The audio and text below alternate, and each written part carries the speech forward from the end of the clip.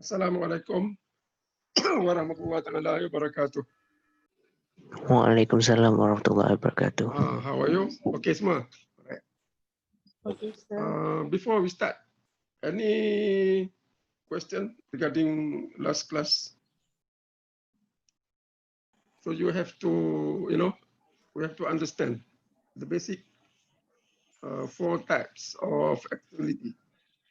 The negative production, positive consumption. And then you have the positive consumption, negative consumption and the positive production. So make sure we understand, all right, the relationship between the marginal social curves with respect to the marginal personal curve. Either it is on the demand side and the supply side. And we have to be able to make the comparative statistics, okay? What happened under the market equilibrium or what happened under the market economy relative to the social equilibrium. So that is the basic, okay? The basic effect of externality on the market. So now what we will do, we will look at the internalization of the externality. How do we internalize the externality? How do we actually,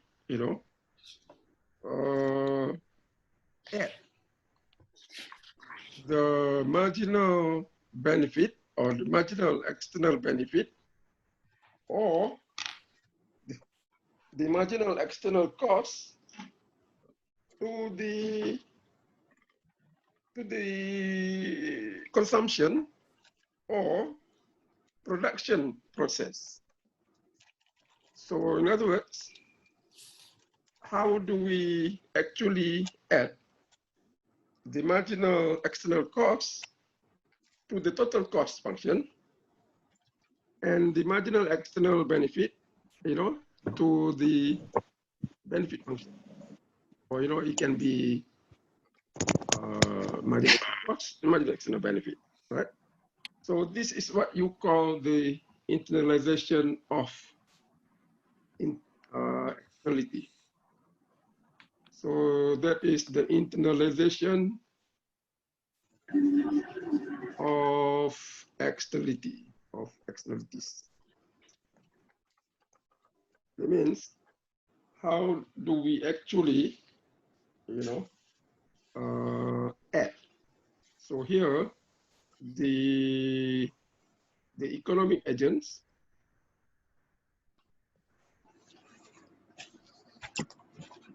either the firms and the consumers, or the consumers, firm and the consumers, actually add, add or actually measure, I think, add the external costs or the external benefit into their production or consumption decision. Okay, production or consumption decision. So, for example, consider the case of the negative externality. Okay, negative production externality. The cement factory. So how do we actually make sure that you will consider, the firm will consider the external costs, okay, into the this one, that means they take into account the external cost into the total production cost, which is the here should be total social cost. So that will be the total social cost. So this is what you call the internalization. That means the firm will measure the external costs, identify, and then add to their production costs. So what we have is the social cost, the total social cost. Okay, so this is what you call internalization. And in order to do this external costs or benefit measurement, then we have two things, okay, to measure. To measure itself is, what we mean is to put it into money form, okay, to put in monetary form. Because as we discussed earlier, the external cost or the external benefit, some of them are quite implicit. Okay, sometimes it's not, there's no price to it. Okay, like the psychological costs. How do you measure psychological costs? So we should be able to estimate to a certain extent accurately and put in money form. Okay, so that's number one, to measure. And number two, we have to identify the third parties.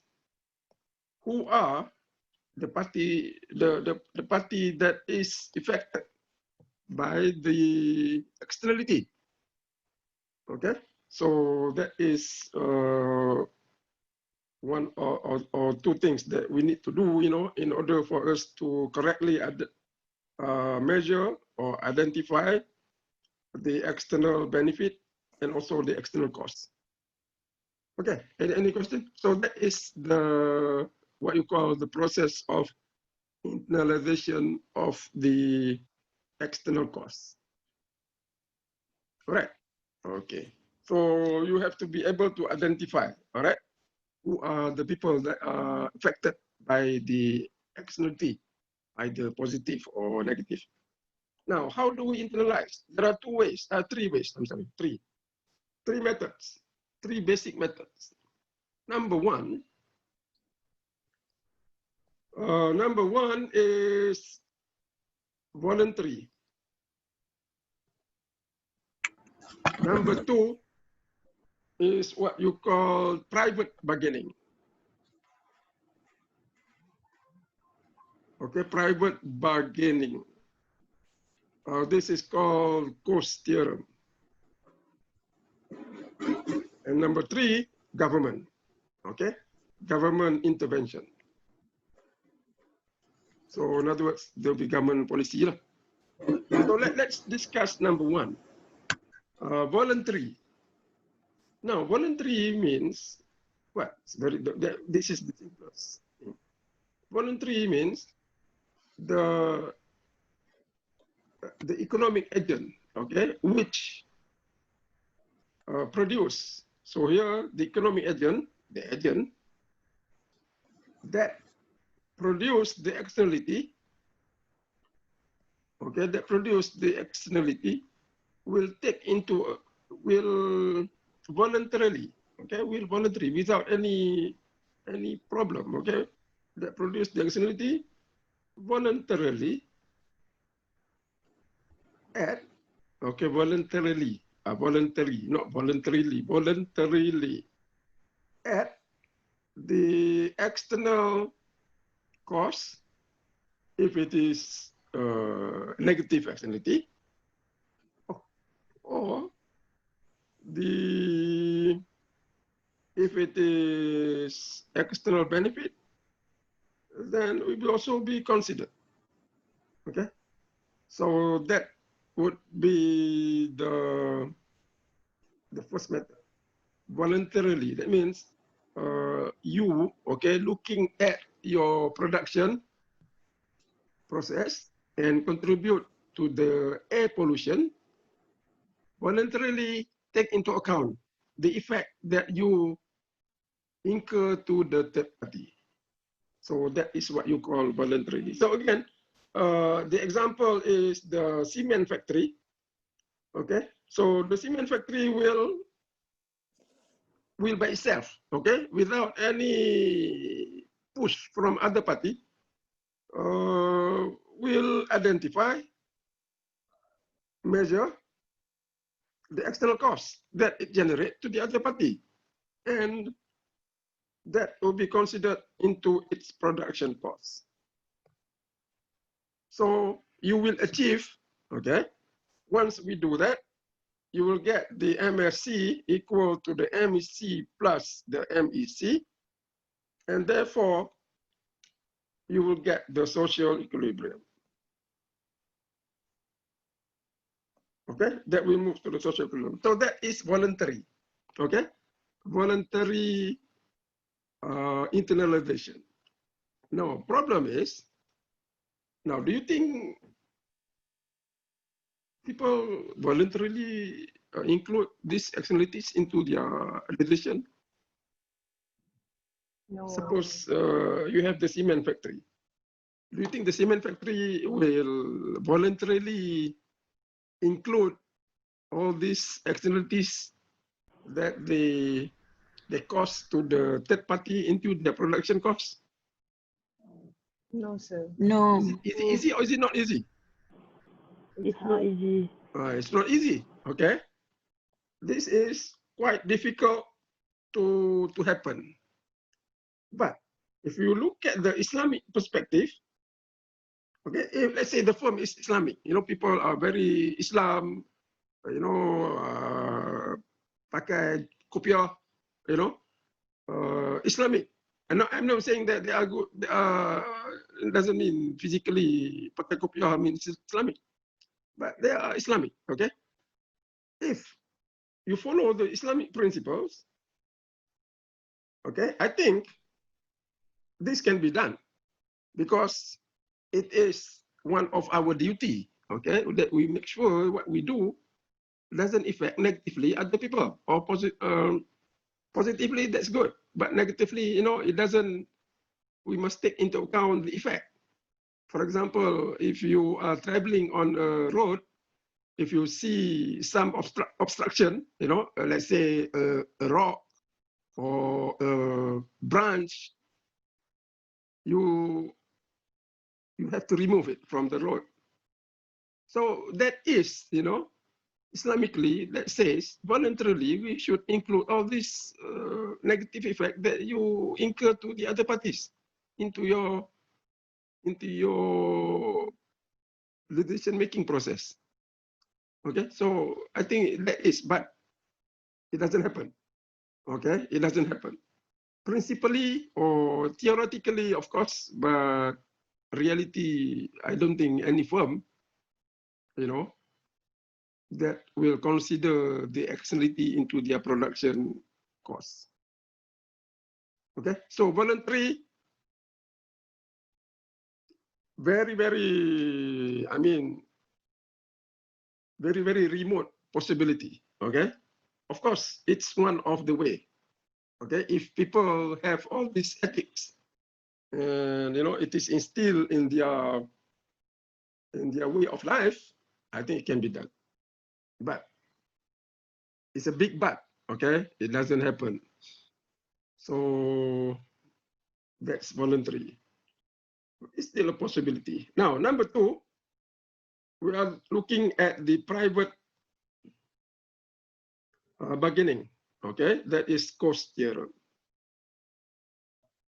Okay, here, the affected parties will bargain. Okay, they will bargain on their own. All right, they bargain on their own in order to have, all right, in order to have the external cost, right, or the external benefit would be taken into account.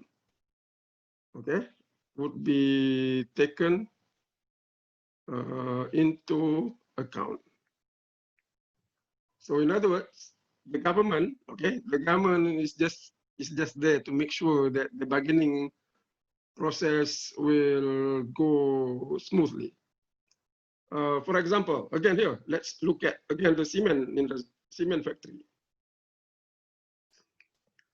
Let's say you have the factory, okay, and then you have all these houses around.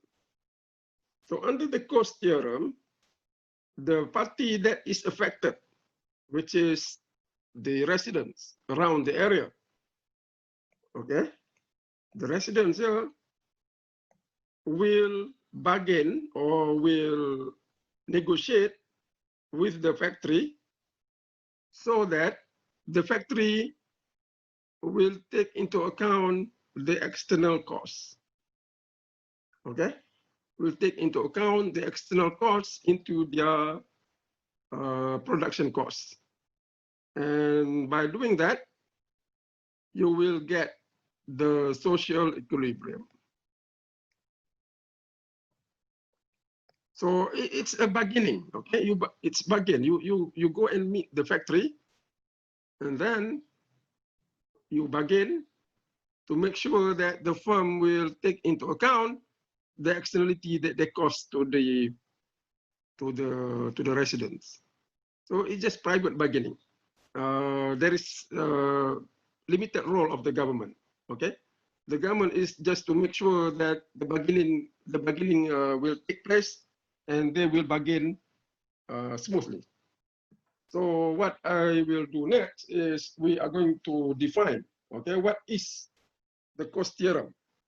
So in order for the bargaining to take place, we have to state certain conditions. So this is the cost theorem.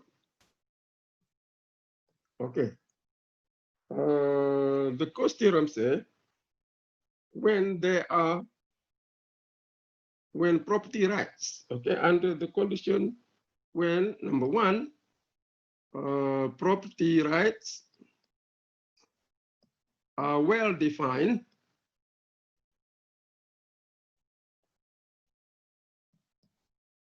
Okay, that's number one. Number two, cost of bargaining negligible. Okay, negligible, bargaining costs. Bargaining costs. That means to bargain, it doesn't cost that much, or very little cost. Negligible bargaining costs. Then the private bargaining, or then the private negotiation. Okay, because I think we already put the bargaining. Then private bargaining. I think we just use the word bargaining. Doesn't matter. Or negotiation. Okay, the private bargaining between the two parties, between the parties involved. Okay, between the parties involved will bring, okay, will bring or will lead to social equilibrium. Will lead to the social equilibrium. So in other words, through bargaining, we will achieve the social equilibrium. Okay, now what are the conditions for this bargaining? Number one, property rights must be well defined. Who has the right? Is the firm having the right to pollute, or are the residents have right to the clean air? Okay, so here property right, two things. Okay, we go by the example. Property right means who has the right to certain property. Okay, so property right, example, is the factory has the right to pollute. Okay, or is it the residents has right to clean air? Okay, so which one here? For if you are talking about, say, you and your roommate, your roommate like loud music. Now, under Cost Theorem, who has the right? Who has the property right? Do you have a right to silence, or does he have the right to make noise? Okay, so that is one issue. So if that property right is well defined, okay, then Cost Theorem can work.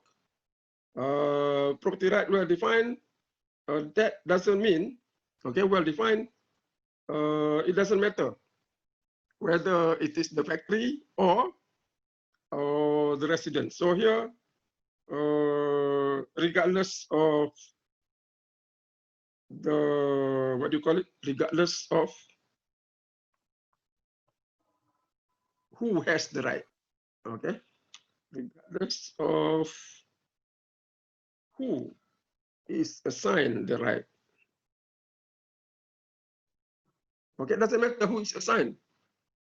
So the role of the government, okay, is only to assign property right. So it doesn't matter who has the right. It can be either the firm, all right, or it can be the resident. It doesn't matter, as long as it is well defined. Okay, the right is well defined. That means it's clear who has the right. If the government say the factory has the right to pollute, that means to produce cement, then it is well defined. So there will be negotiation. Or on the other hand, if the residents is given the right to clean air, then they can be also bargaining. Okay, so it doesn't matter who has the right. The important thing is the right is well defined. Okay, that's number one. Now, number two, the cost of bargaining is very small. So we call it negligible bargaining cost.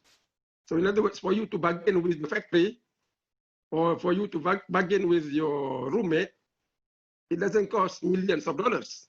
Okay, it doesn't cost you 1 year.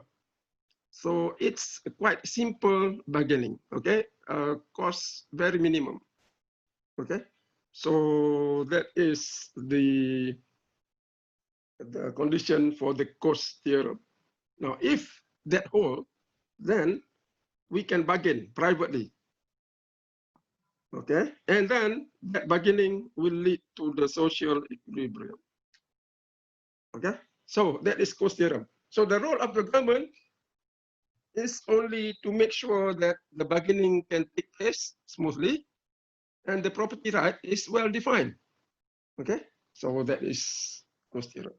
So let us look at the bargaining process. Now, how do they bargain? So in other words, here, how do they look at the external costs? And what is the bargain? So the bargaining process is they look at their benefit and cost.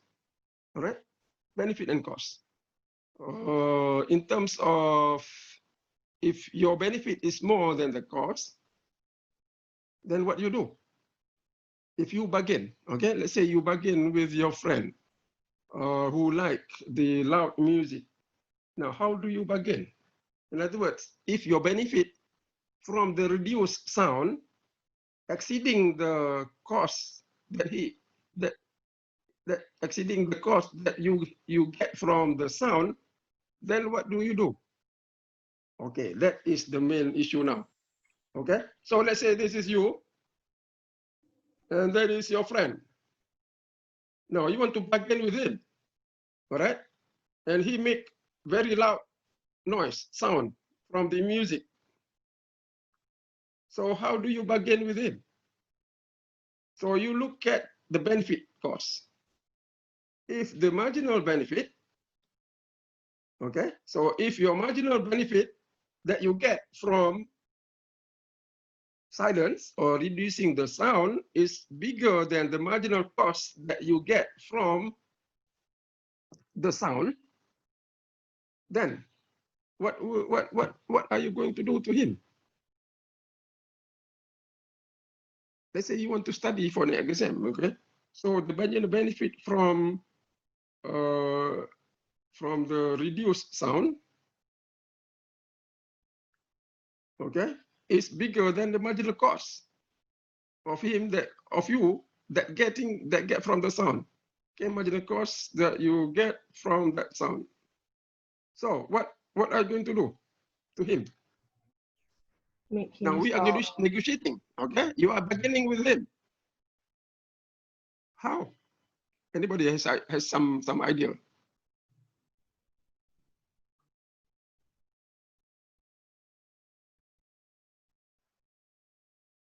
Now this is just common sense. Okay, if you bargain with your friend, okay, assuming he has the right to sound, okay, he has the right to make the noise. So how do you bargain with him so that he reduce the sound? Use earphone. Pardon me? Yeah, use earphone. Use earphone. Okay, that's a good form. That's a good idea. Use earphone. Okay, so how do you get earphone? You give it to him or how? Or you use earphone?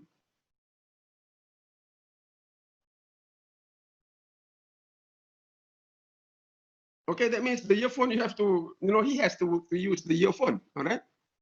Now, who is going to give the earphone? Who is going to buy the earphone? He or she should buy it. He should buy. Okay, but he will buy because he has the property right to make noise. Okay, so we assume the property right here with him. So here he has the right. Okay, he has the right to sound.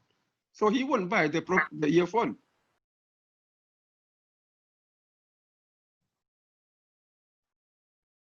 So who will buy who will buy the earphone?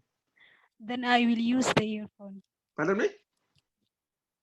Then if that's the case, then I will use the earphones. Then you are going to use the earphone. Okay, that is possibility. So now, but let go back to the issue here. You have the earphone, all right? You want him to use the earphone. So who's going to buy the earphone? He will not buy. The earphone to them. That means you have to buy, okay? You will give him the earphone. Okay, you have to give. Why? Because number one, he has the right to sound.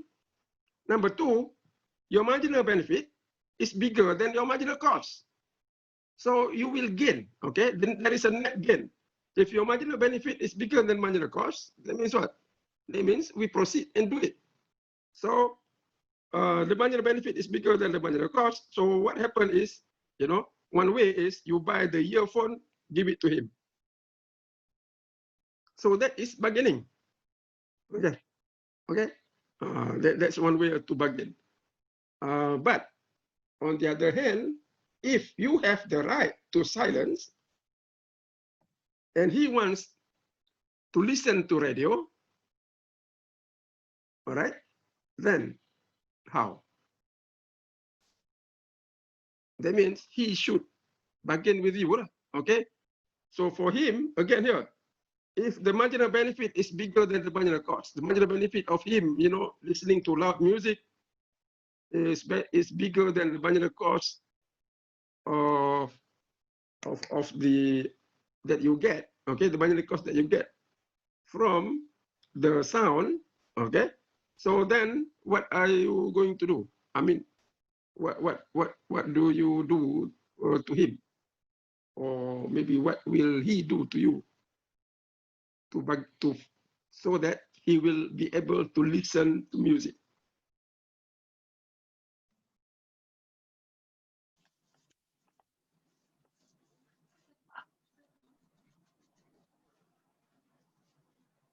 He need to buy the earphone by himself.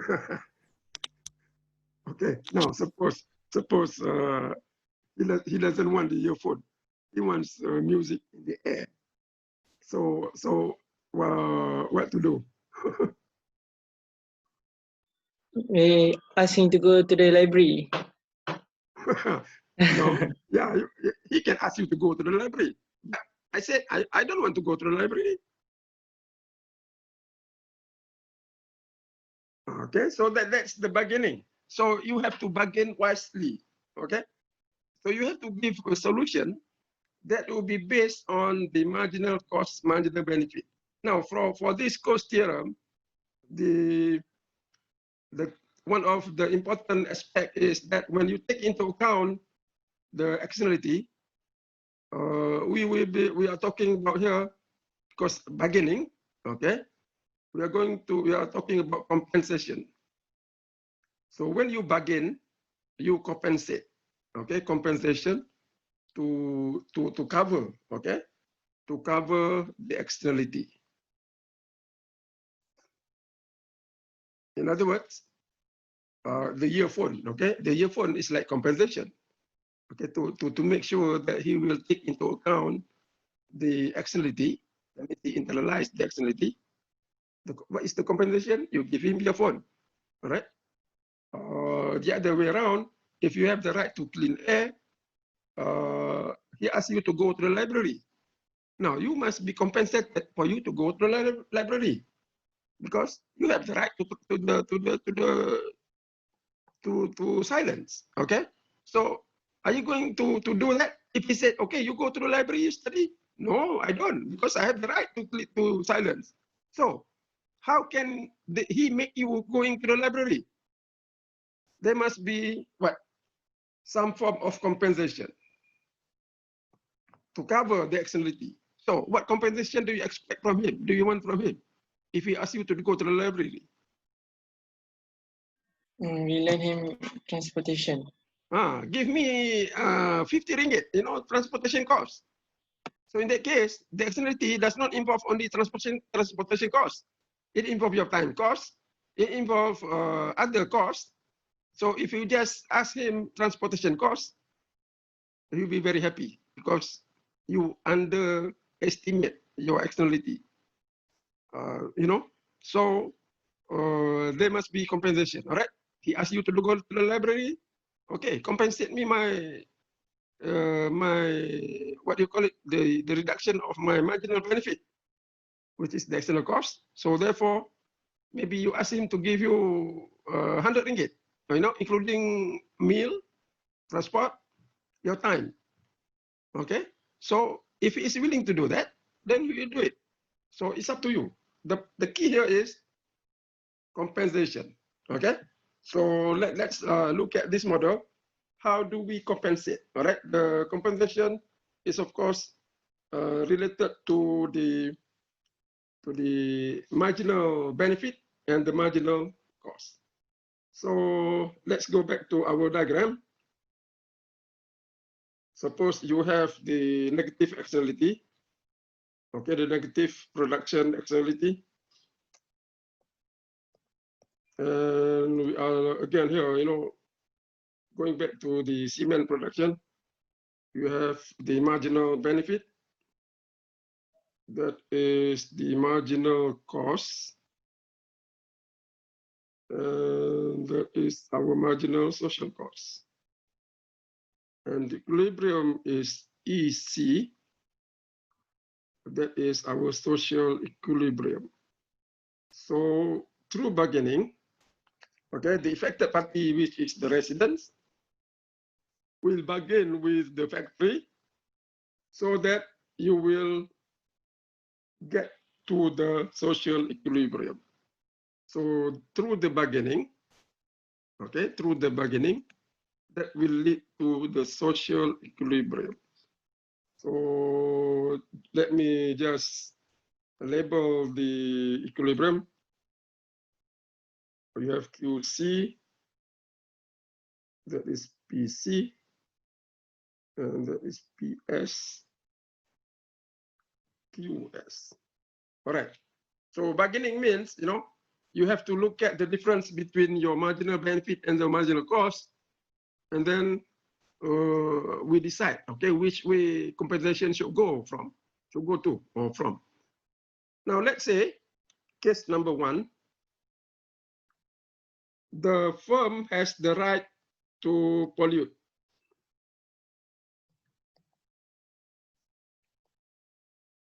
That means the firm has the right to produce whatever output they want, has the right to pollute.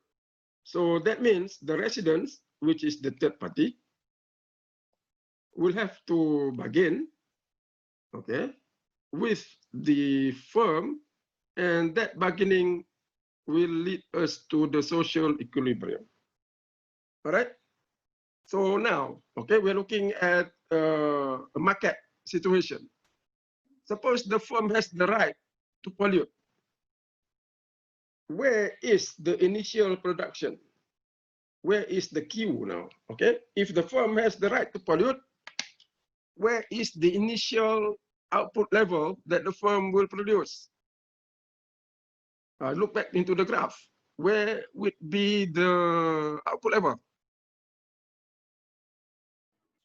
QC. The firm will produce QC. Okay, the firm will not produce anywhere other than QC, because that is the point where the firm maximizes profit without the externality. The firm will not produce somewhere here. Okay, the firm that will not just increase output to anywhere higher than QC. Why? Because at that point, the marginal cost is higher than the marginal benefit. Why would the firm do that? All right. So the firm will produce at QC. So if the firm has the right to produce to pollute, that means the firm maximizes profit. Okay. So we know that that's the firm maximizes profit. So the marginal benefit equal marginal cost, or demand equal to supply. That means there is no externality, okay, without the externality. So in other words, that will be the market equilibrium. All right. So therefore, equilibrium would be equilibrium Q will be Q equal to QC. So now, that is the point. Okay. So you want to move to here. So what will the residents do? So number two, the residents will bargain. All right. Starting from that QC, so that you will go to the QS, okay, or ES. So what we will look at is we make the comparison between the marginal benefit and the marginal cost. So here, okay, specifically, the MSC, okay, to achieve the social equilibrium, what is the condition? Condition the MSC equal to MB, all right? And MSC is equal to MC plus MEC. So when you want to go to the social equilibrium, we have to look at that cost, okay? And then relate to the marginal benefit to the firm. So let's look at the graph again. So at QC, okay, which is the initial output level.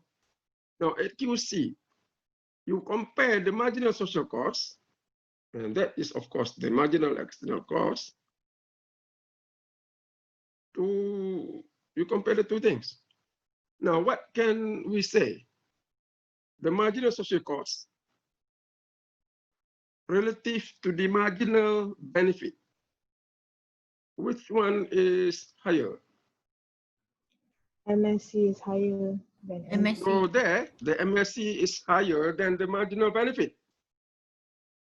Okay, so you can see here at Q1, the MSC is bigger than the marginal benefit.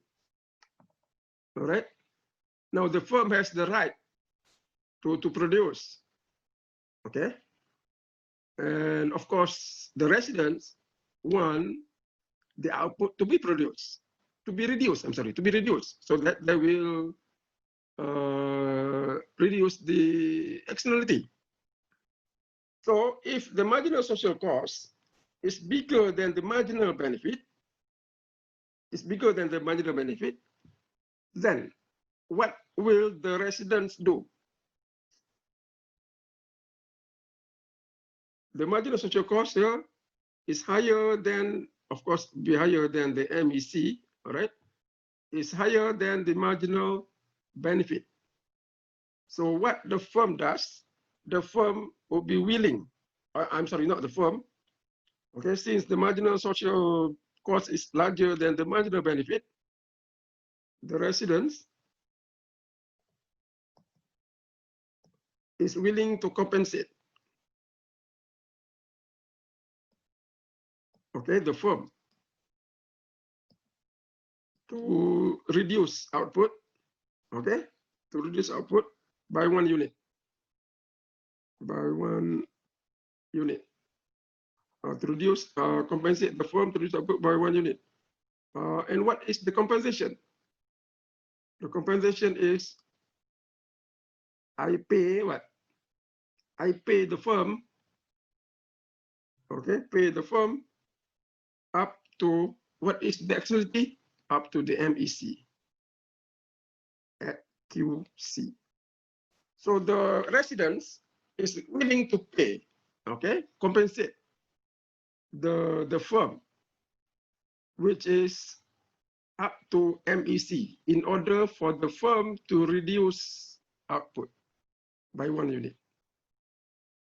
Okay, and we know QC is the optimum amount for the firm, okay, the market equilibrium level of output. If he reduce output, that means he suffer loss. Is that right? He reduce output less than QC, he suffer loss.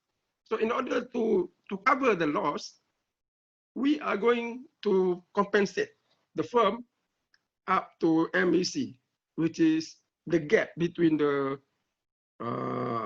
MSC and MB. Okay, MSC is bigger than MEC, and MSC is bigger than MB by how much? By the MEC. All right, at Q1. So we're going to be able, or you're going to compensate the firm MEC at QC. So if I go back to the diagram, I'm going to, or we are going to, the residents is willing to compensate this MEC at QC in order for the firm to reduce output by 1 unit. If the firm say, okay, I take it, then output will reduce.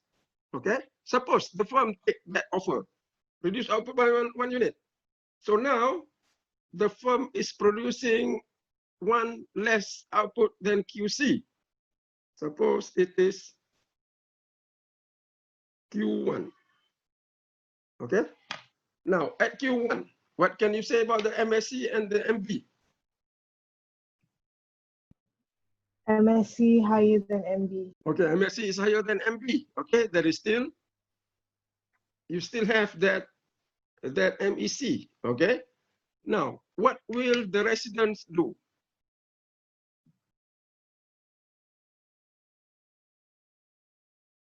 In order for the firm, Compensate higher.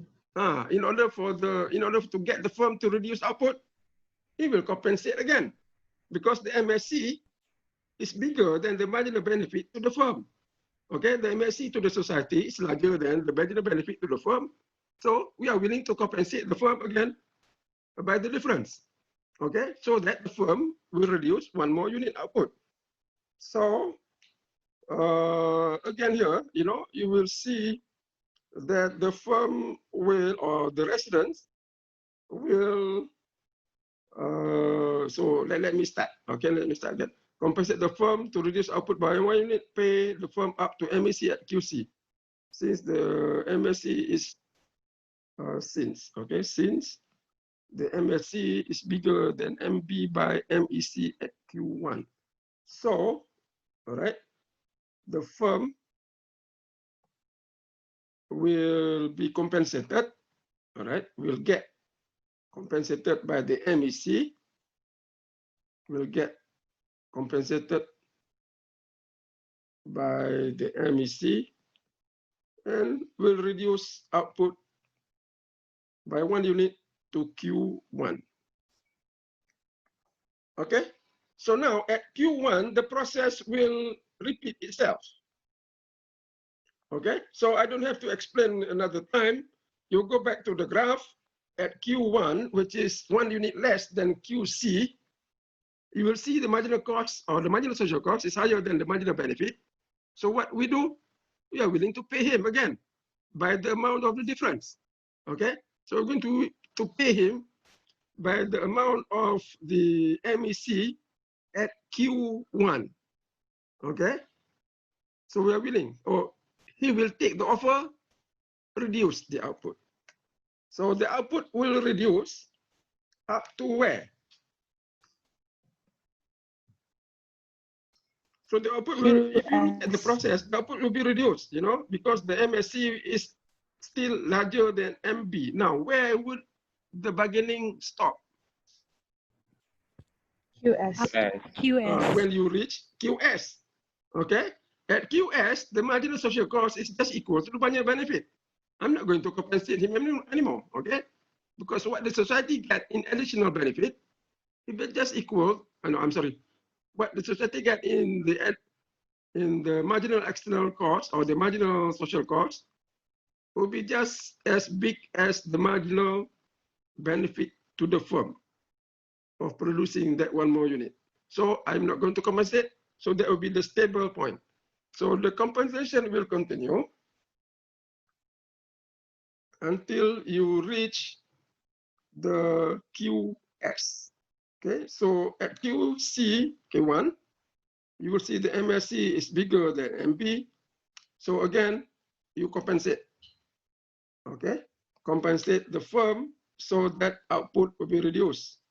And that compensation or that bargaining would stop. Okay, would go on. Okay, the bargaining will continue until we reach ES, where Q equals to QS. Why? Because at QS, the MSC is just equal to the marginal benefit. So that will be the stable point. Okay, that will be the social equilibrium. So no more bargaining, because the additional cost to the society is just equal to the marginal benefit to the firm. So no more bargaining. All right. So you reach the social equilibrium. So here we just show that if the firm has the right to pollute, the residents will bargain, or the affected party will bargain with the polluter, with the firm, and the compensation will be given, which is based on the difference between the MSC and the marginal benefit. In other words, it will be the MEC. And the bargaining will continue up to a point where the marginal social cost is just equal to the marginal benefit. So that will be the social equilibrium. Okay? All right. Now let's look at another possibility. Now, if the resident has the right to clean air, okay, has the property right to clean air. So now, where is the initial point? Where would be the beginning point? So let's go back to the graph. Okay, here. You know the firm has the right. You start at EC, okay, the market point. Now, if the firm, if the resident has the right to clean air, where would be the beginning point?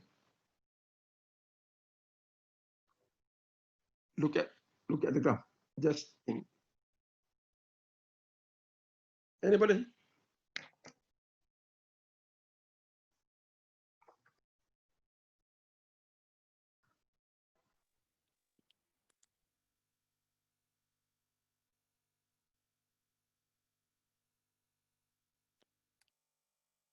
Okay, where is the initial point? QS. What is the output produced? What? QS. QS. Now, if you start at QS, that means no bargaining. It's already social equilibrium. Okay. Now the thing is, point above EC. The residents, okay, have the right to clean air. So now, where is the initial production point? So it's The point above QC. EC. QC. No, it will not be QC, because QC is where the firm has the right. Okay. Now the firm has no right, because the residents have the right to clean air. All right. Lesser than QS. It is not QS, because QS is already the social equilibrium. So what did you say? Where is the Q? Lesser than QS. The Q should be somewhere less than QS. Okay. So to be specific, where? Suggest to me what point? Where is the point?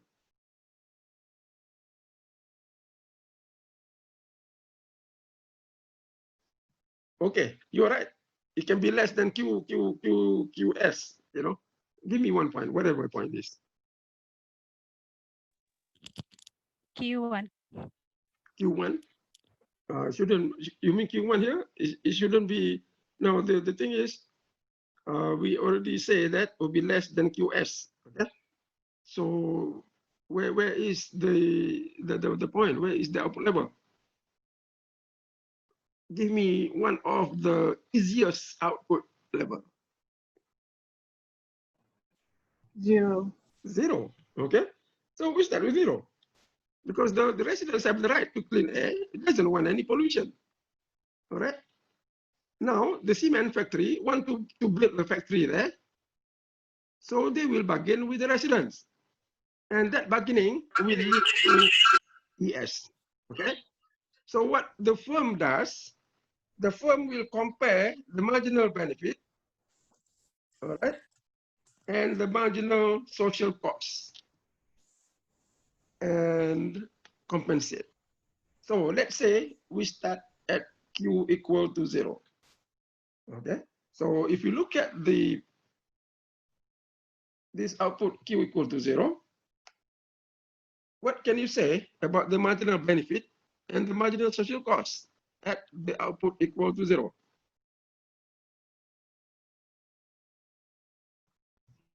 Marginal benefit is higher than marginal social The marginal cost. benefit is much higher than the MEC and the marginal social cost. Is that right? And the external cost, or the MEC, is given by that point. Okay. So they can bargain. Okay. They can bargain. So the bargaining will start there. No. So let's suppose they will start at Q0. Okay. Not Q0, 0. So if the firm has the, I'm sorry, if the residence has the right to clean air, that means the firm has to compensate, you know, has to bargain with the firm. The firm will bargain, okay, and then compensate the residents,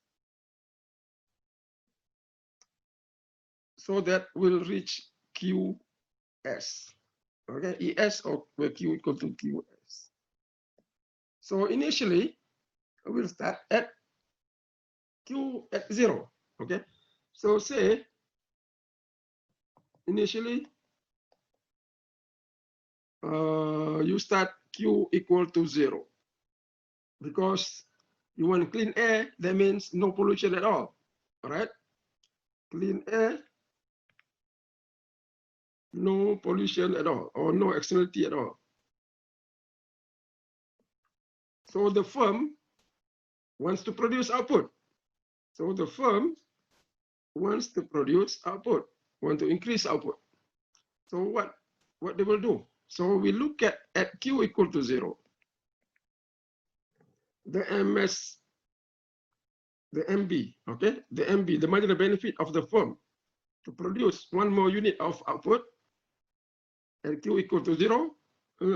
So what? It is profitable, or it is beneficial, okay, for the firm to increase output by 1 unit. So they will increase to output Q equal to 1. So to produce the first unit at Q equal to 0, the MB is bigger bigger than MEC, and that that's not equal to, bigger, and that MB is bigger than MSC by gap, okay, larger than the MEC. So the marginal benefit bigger than the MSC, that's number one. Number two, that difference is much larger than the MEC, the marginal external cost. So it's easy, okay? It's easy decision for the firm. I'm willing to compensate up to how much? Do you know how much is the firm willing to compensate? The firm is willing to compensate the difference between the MSC and the MB. Okay, the firm is willing to compensate that much.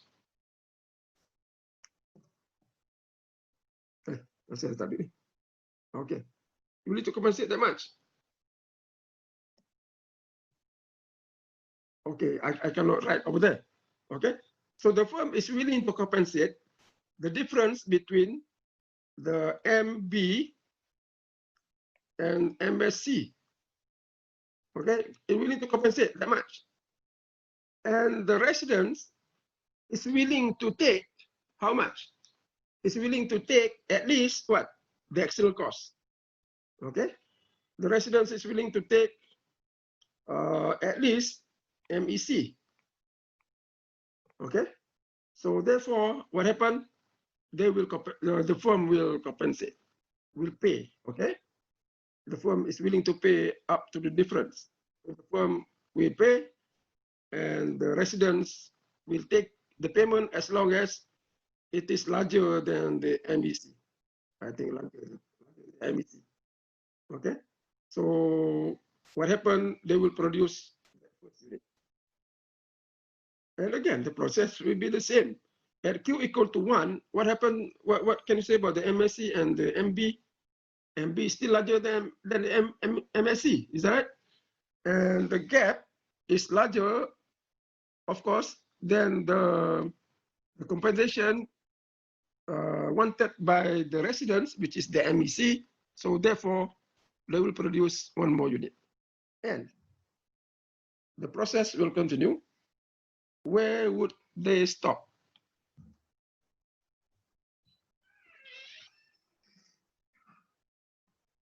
ES. They will stop at ES. Okay, they will continue to do that. Okay, until the output level equal to QS. Okay, so if the resident says they're right, okay, that means at Q equal to 0, MB is bigger than MSC, so the firm increase output by 1 unit, and the process will continue. Okay, the process will continue. That means output will increase as long as, okay, as long as the MSC is larger, I'm sorry, MB, okay, is larger than the MSC, and will stop, okay, at Q equal to QS, where you have the MSC equal to the MB. All right. So the Cost theorem, or under this bargaining process, that will lead to the social equilibrium. And that will lead to the social equilibrium, ES. Okay, Q equal to QS. So therefore, whether the property right is given to the firm or the property right is given to the residents, the bargaining will lead to social equilibrium. They will make the comparison, okay, between the marginal benefit and the marginal social cost, and the compensation will go. So the Cost theorem can work, right? So the Cost theorem can work. That means private bargaining can work. But the you know, the conditions for the Cost Theorem is quite restrictive. So if you go back to the Cost Theorem, what does it say? It says the property right must be well defined. Okay. Number two, there is negligible bargaining cost. Now, what can you say about these conditions in real life?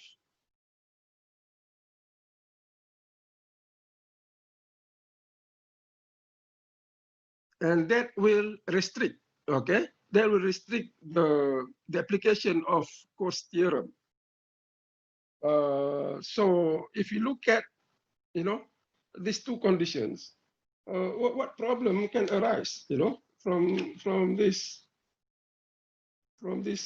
private bargaining?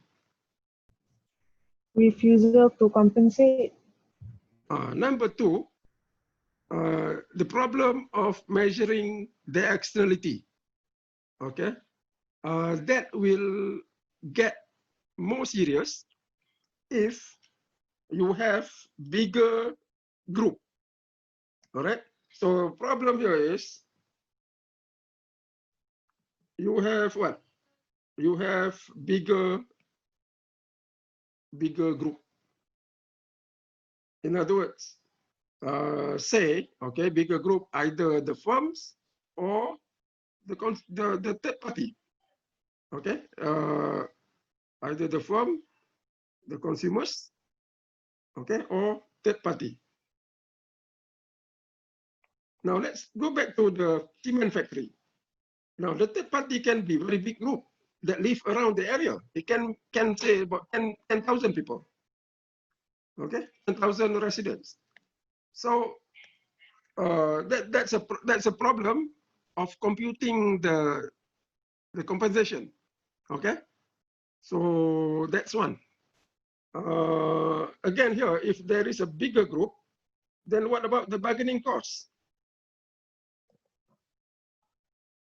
The bargaining cost will not be negligible, all right? Because you have 10,000 people. You have to organize the 10,000 people, you know, to call a lawyer, to call a meeting, you know, and then just the process of to get them together, that will incur already significant costs, okay? So one problem with the Cost Theorem is bigger group. It can work only if you have a very small group. Okay, very small situation, very small group. In other words, you and your roommate. Okay, you only one person. Your roommate is one person. Very small group, easy to bargain. All right. Or if you have, say, 5 or 6 people, the third party that affected by the externality, and the one that contribute to the externality is only one person or one company, then it can be done. Okay, so when you have a small group, the bargaining cost will be small, and it's easy to come up with the compensation. All right, so one key restriction of the Cost Theorem, it will not work if the group is large. Okay, so that will contribute to problems. So the Cost Theorem can only work if the group is small. All right. Okay. The second possible problem is the property right. Okay. Now we say property right well defined, but sometimes in real life, property right is not well defined. Okay, property rights not very well defined. And the government will have to improve this, okay? You have to define property right very well. For example, does the firm has the right to pollute in the cement factory case? Or do the residents have the right to clean air? Is there a law that says anything? It doesn't. Okay. Sometimes it depends on different situation, different case. So therefore, one problem with the Cost theorem, in many cases, especially the negative externality, or even positive externality, property rights is not well defined. All right. So that is one problem. I'll give you an example. Remember the example, very recent, the Selangor, the air Selangor, okay, Selangor water problem. They know the river is polluted, but who pollute the river? Okay, so that's the other thing. But I think that one is, yeah, that one is also related to the Cost theorem. You have a bigger group, and then it's difficult to identify. Okay, identify the polluter, okay, or the one that actually produce the externality, okay, producer of the externality. So when you have a bigger group, I mean bigger firms, bigger number of firms, bigger number of residents, the third party, or bigger number of consumers.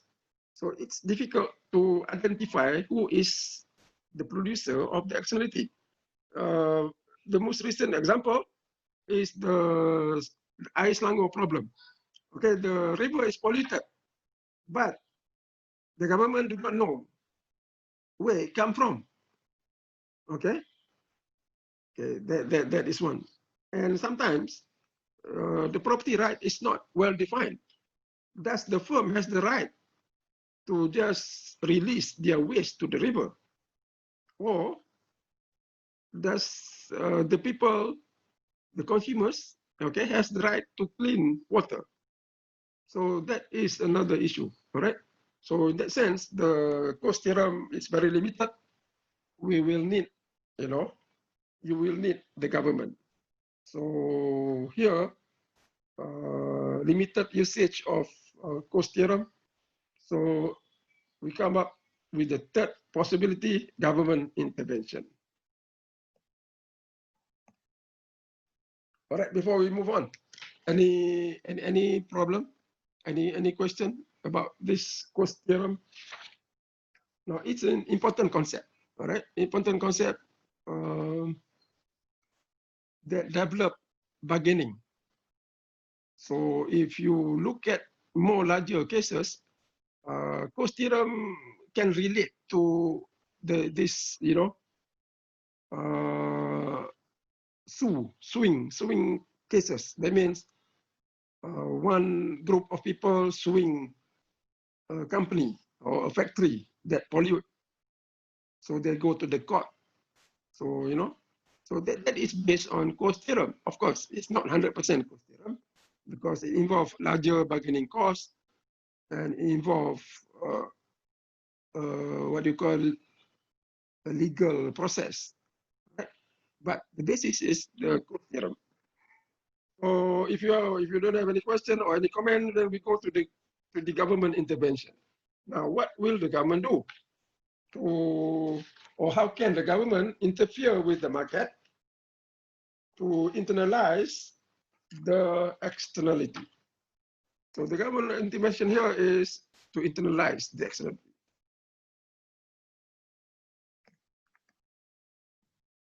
It can be the positive, it can be the negative, all right? And then you will go, or we can achieve the social equilibrium. Okay, we do by a type of externality. Let's go back to the negative production externality, where you have the marginal social cost is larger than the marginal cost by the MEC. All right. So you have the social equilibrium, and then you have the market equilibrium.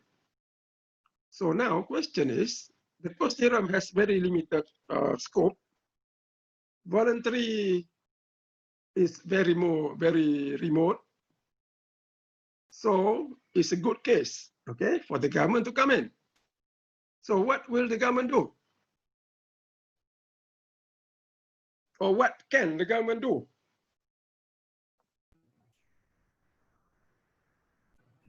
Make If you read the book, policies Impose or laws. laws. they will do it. Apa tadi? I couldn't hear you.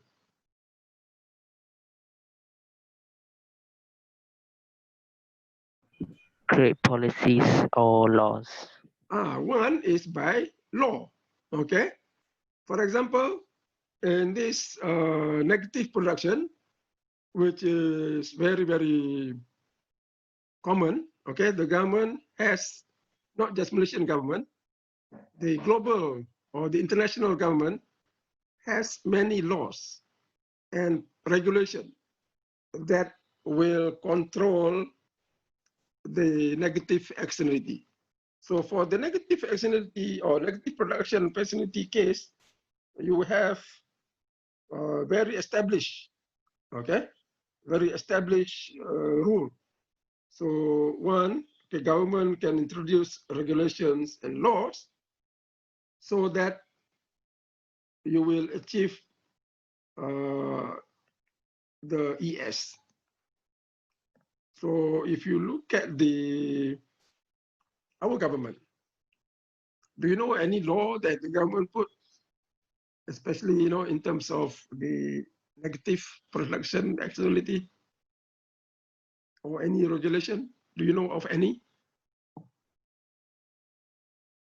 Okay, for more detail, you can take environmental economics. So to do the detail of these laws and environmental economics can be very interesting. You will look at more detail into the laws and regulation of how we can reduce the pollution or the negative externalities. So you go take environmental economics. All right. Now, I want you to read the book because I'm not going to cover too much on this one. So for the policies, read the book. Not very important for us. Okay. We just know that the government has law and regulation, not just Malaysian government, any government in the world, to reduce the pollution. And generally, okay,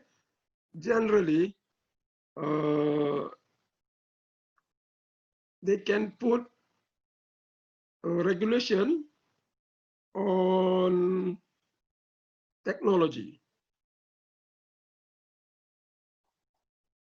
to reduce the pollution, okay? To reduce the negative externality.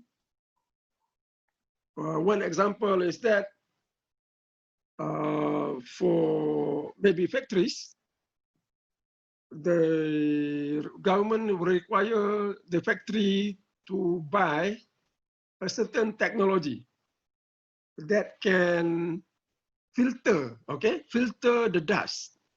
Let's say in the cement factory, the government will say you have to reduce the amount of dust by certain percentage, and you have to buy a certain what do you call it, a certain equipment, right? So that is by regulation using technology.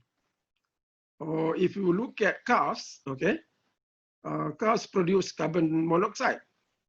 Now the government require, okay, the cars and vehicles, I don't think they include motorcycle. Motorcycle is not included. They will have to install, in the exhaust system, there is one thing they call it catalytic converter, okay, to reduce the pollution. So that is through regulation and law. All right. Yeah, that's the thing I can recall. But you can read, you Google Malaysian environmental laws, then you will see a lot of laws. So that is law.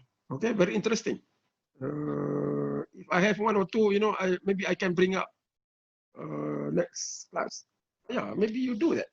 Okay, you Google this. I want you to come up with at least, you know, one law or regulation in Malaysia to reduce the pollution. Okay, just Google. Just one law or one regulation that we apply in our country to reduce the externality. So next class, we'll talk about that for a few minutes. Okay, all right, good. Now the other one is, of course, the government will do that also. What is the other one? It's just go back to the market. Okay, you come back to this diagram here. What can the government do other than regulation and law? This is a very important aspect of economics. You know, the very important aspect of the government intervention in the economy to reduce a certain problem, not just externality, okay, but can be applied to more general problem. When the firm wants to produce, when the firm wants to reduce the market output, what can the firm do? Or what can the government do? Impose tax. Impose tax. You impose tax. Okay. So one thing the government can do, or the other thing government can do, which will be the main discussion for us, would be, so that's number one. Okay, number one, we do briefly. Number two, we do it more focused. Tax, all right, for the negative externality and subsidy for the positive externality. All right, so here, the government will impose tax so that we will achieve equilibrium, the social equilibrium. Okay, we achieve the social equilibrium, which is ES. So now I would like you to, you know, so there are two things that you can do tomorrow and, you know, tonight and tomorrow. Number one, you get one law, you know, you can do in your group. Okay, you got one law or regulation on pollution. Now, I think to make more interesting, not necessarily in Malaysia, you know, maybe other countries, they have more developed policies or developed rules than us. So maybe if you can Google some other countries like Singapore, you know, or yeah, Singapore is good because I remember that river in Singapore, you know, in the 1970s, it was like black. But if you come 20 years later, the river is so clean. So you know what did they do?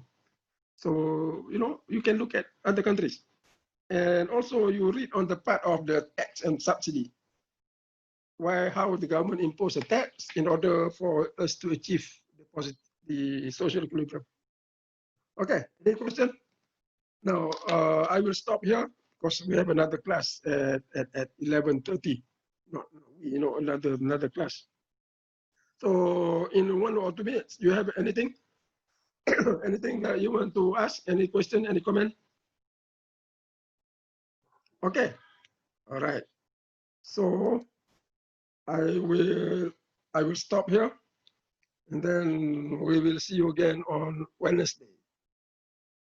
I plan to give you another extra question, no, for the externality, and I'm learning using the classroom.